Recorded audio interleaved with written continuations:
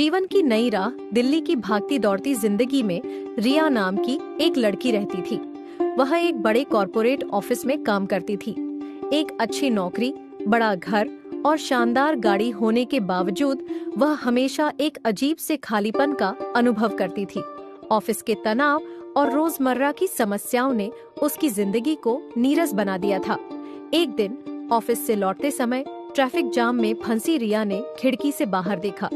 सड़क किनारे एक व्यक्ति गहरे नीले कपड़े पहने बांसुरी बजा रहा था। उसकी मधुर धुन ने रिया को शांति का एहसास कराया। जब उसने दोबारा देखा तो वह व्यक्ति गायब हो चुका था। ये घटना रिया को झकझोर गई। उस रात रिया को एक सपना आया। उसने खुद को एक सुंदर बगीचे में घूमते हुए देखा। वहाँ फूल खिले थे, पक्षी गा रहे थे और एक युवक नीले कपड़े पहने बांसुरी बजा रहा था।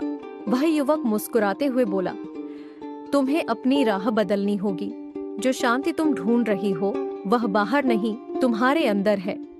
रिया ने घबराकर पूछा, मैं कैसे जानूं कि मुझे क्या करना है?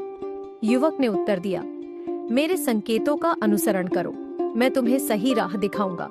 सुबह जब रिया जागी तो उसे यह सपना किसी दिव्य संदेश जैसा लगा। अगले दिन ऑफिस में काम करते हुए रिया को एक ईमेल मिला। यह श्री कृष्ण फाउंडेशन की ओर से गीता पर आधारित एक सेमिनार का निमंत्रण था। उसने इसे नजरअंदाज कर दिया, लेकिन कुछ देर बाद वही ईमेल दोबारा आया।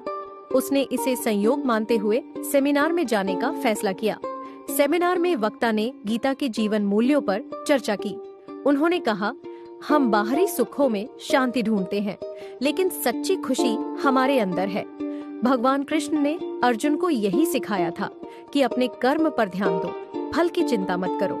रिया को लगा कि यह बात जैसे उसी के लिए कही गई हो। उसे अपने सपने और बांसुरी वाले व्यक्ति की याद आई। उसने अपनी जिंदगी में बदलाव लाने का निश्चय किया।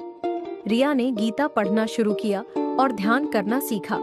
एक दिन ध्यान करते हुए उसे फिर वही बांसुरी की धुन सुनाई दी। उसने आंखें खोली, लेकिन वहाँ कोई नहीं था। यह अनुभव उसके विश्वास को और गहरा कर गया।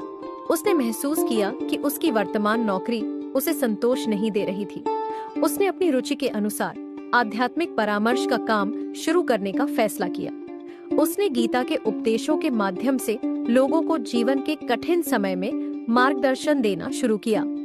धीरे धीरे उसने महसूस किया कि जैसे जैसे वह दूसरों की मदद कर रही है, उसका अपना जीवन भी संतुलित और शांत हो रहा है। कुछ समय बाद रिया एक आध्यात्मिक यात्रा के लिए वृंदावन गई। वहाँ एक मंदिर के पास उसे वही बांसुरी बजाने वाला व्यक्ति दिखा। वह मुस्कुराया और गायब हो गया। रिया को एहसास हुआ कि वह कोई साधारण व्यक्ति नहीं, बल्कि स्वयं भगवान कृष्ण थे। यह अनुभव रिया के लिए जीवन का सबसे बड़ा सत्य था।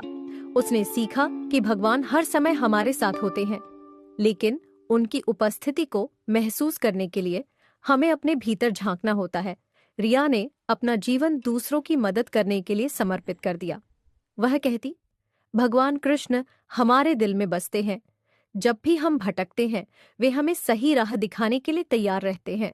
हमें बस उनकी उपस्थिति को पहचानना सीखना होगा।